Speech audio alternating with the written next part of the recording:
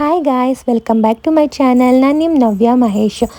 ಇವತ್ತು ಗುರುವಾರ ಅಮಾವಾಸ್ಯೆ ಕೂಡ ಇತ್ತಲ್ಲ, ಹಾಗಾಗಿ ನಾನು ನನ್ನ ಫ್ರೆಂಡು ಕಂಬ್ಳಿಪುರದಲ್ಲಿರೋ ಶ್ರೀ ಅಮ್ಮ ಶಕ್ತಿ ಪೀಠಕ್ಕೆ ಬಂದಿದ್ದೀರಿ.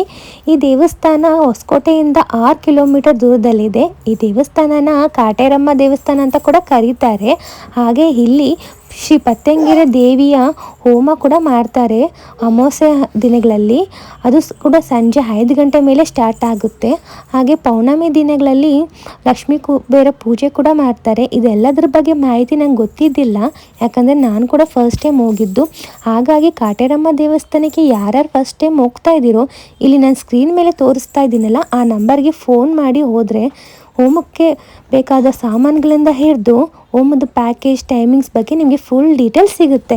ಇವಾಗ ಈ ವಿಡಿಯೋದಲ್ಲಿ ನಾನು ತಿಳಿಸ್ಕೊಟ್ಟ ಇನ್ಫಾರ್ಮೇಷನ್ ನಿಮ್ಗೆ ಏನಾದರೂ ಯೂಸ್ಫುಲ್ ಅನಿಸಿದ್ರೆ ಲೈಕ್, ಶೇರ್, ಕಮೆಂಟ್ ಕೊಡೋದನ್ನ ಮರಿಬೇಡಿ.